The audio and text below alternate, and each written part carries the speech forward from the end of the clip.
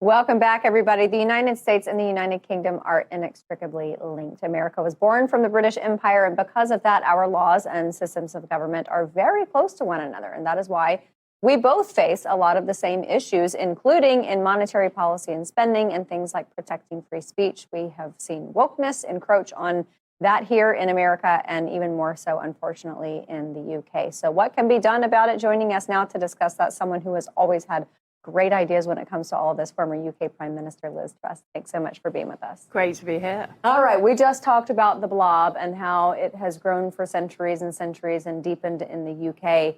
But there are a lot of laws that have to be repealed in order to make that go away. Who can do it? What needs to happen is a parliament needs to be elected where there are 350 MPs who are prepared to walk through fire to vote to get rid of this stuff, because they are going to face the most almighty backlash. Right. Look at the backlash that President Trump faced, both in 2016 and now. You know, the way the deep state is fighting. And the British deep state is deeper. They're more embedded, they're more entrenched. So it will be complete, unfair, vitriolic warfare. But it has to be done because we've got to save our country. And these people are dragging it down. You know, everything from mass migration to rape gangs, you know, targeting young girls, to the fact that people get arrested for speaking out on the internet. You know, we saw a comedian arrested at the airport. We've seen a mother jailed for 31 months. You know, you don't get that for child pornography. I mean, it's gone topsy-turvy, it's gone crazy. In fact, some of the bad ideas actually came from the US. You know, from Hollywood, from the Democrats, from the Obama administration. They kind of went over the Atlantic, but they got even more deeply embedded here because we didn't have the Tea Party movement, the MAGA movement, to resist it and to fight back. And that is what we need in Britain. Right.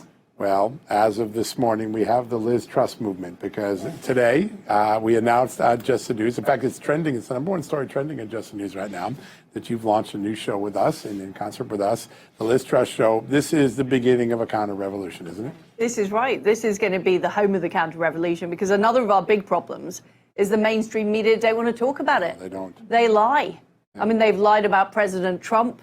They've lied about what's going on in the Middle East, and they don't want to tell the truth about how bad things are in Britain.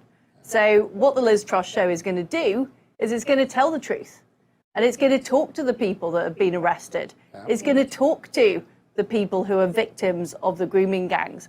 We're going to hear from people who are the witnesses to what is going on in Britain.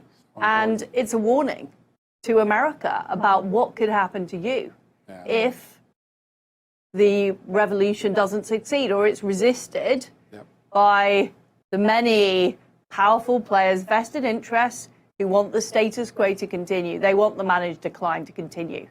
And they fundamentally hate the West. I mean, that is the problem we've got. In Britain, we have a ruling elite who just don't like their own country. You're going to hold the looking glass up so we can see what America might look like if we don't stop where we're headed, right? That's right. And also, we want a bit of hope. You know, we can't just be there on our sinking island. We want a bit of hope, so we want some encouragement from the MAGA movement. We want to hear how you did it. How did you take on the deep state? Did you get rid of USAID? How did you defund the media that was, you know, NPR, telling lies? Yeah. Exactly. Yeah. We want to do that to the BBC. So we need to talk about the playbook. Yeah. Awesome. Amazing.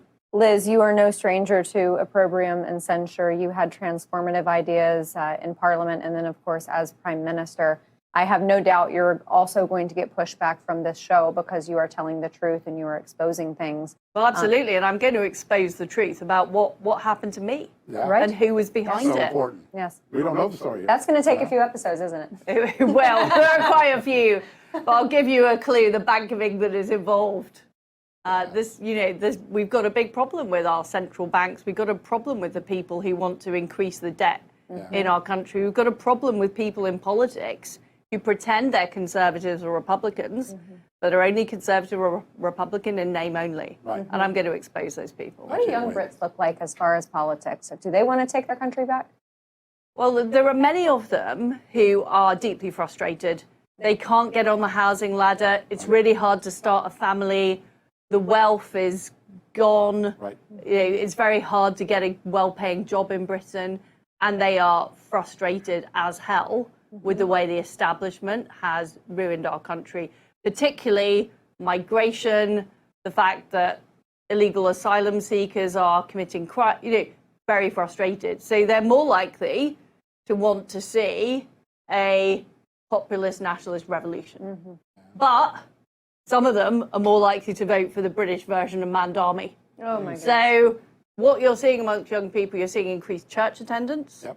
You're seeing increased frustration. You're seeing a love of country and a frustration that the older generations have sold out our country. So I think they are hopeful.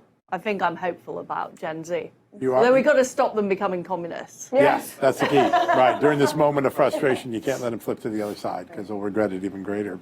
One of the many things I know you're going to tackle, and I can't wait because I've always believed that the Russia collusion story has its origins in Great Britain. I have a funny feeling. I feel we're behind a lot of this. I have a funny feeling you're going to delve into that, aren't you? I certainly am. Count me in And for we're that going to episode. be talking to some of the people in Britain who were involved at the time and where this all came from. Yeah. And one of the things that I saw as a government minister, as the Foreign Secretary, was the close collusion between the Foreign Office and the State Department and how that worked. And often it didn't involve elected officials. I bet that's And right. I think that is a huge problem for our countries, that we've allowed power to be taken into the hands of people that aren't elected, Right. that aren't accountable, and they have their own agendas. And that's what I will be looking into on the whole Russia hoax issue. I love it. I can't wait for that one. There are so many warnings from the UK to our country. It seems like we have conversations weekly about things that we see happening in the UK that we fear will come to our shores, whether it's governmental, whether it's in the energy sector, culturally. In the UK, these rape gangs that you were talking about, this is something that is cancer to a culture. Do people in the UK recognize that? They do, and people are horrified. Some of the testimonials in the court cases, and they've only just been released. Yeah. The authorities tried to cover up some of the horrific torture that was taking place against young girls age 11, 12, 13, white working class girls being targeted by Pakistani gangs, some in the name of Islam. That is what was going on, and it's still going on. And the government, they've said they're going to have an inquiry. The inquiry hasn't started. We know that the police were involved. We know they were actively involved, including in raping girls. We know that council officials were complicit. It really is a shocking story. And people are almost so horrified, they don't want to think about it. They don't want to believe it's happening. And what's happened in Britain is there are some towns that have become segregated. So there are some towns where you see Sharia law, you see, women covered up, you see these things happening, and people who aren't in those areas almost don't really want to conscience what could be happening. And we do see the Islamists targeting America as well, and you can see that in some communities in America. So no one is immune. No one is immune. You said something profound, and I remember this moment maybe about a year ago when you said Britain needs a Trump revolution. President Trump retweeted that very quickly. He liked that line. But you say we see some hope in America, and then we need to see some of the optimism here that Britain can build on. Two things have happened in the last few weeks. The State Department has declared that mass migration is an existential threat to Western civilization. And then Sarah Rogers, I think the Assistant Secretary or Undersecretary at the State Department, really took on UK's main censorship law. I thought those were two big moments, us sending a message to our great ally that you're going the wrong way.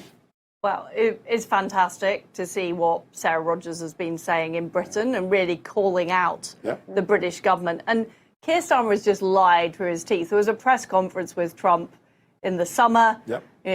Trump questioned the free speech issue. Keir Starmer said, we protect free speech in Britain. There were people literally languishing in jail when he was lying about it. And Sarah Rogers has been calling that out. The State Department has been calling that out. But what I want to see from our allies is I want to see real follow through on issues like trade, on issues like security, because how can we have security cooperation if you simply can't trust the integrity of the government? That is how bad it is in Britain now. Wow.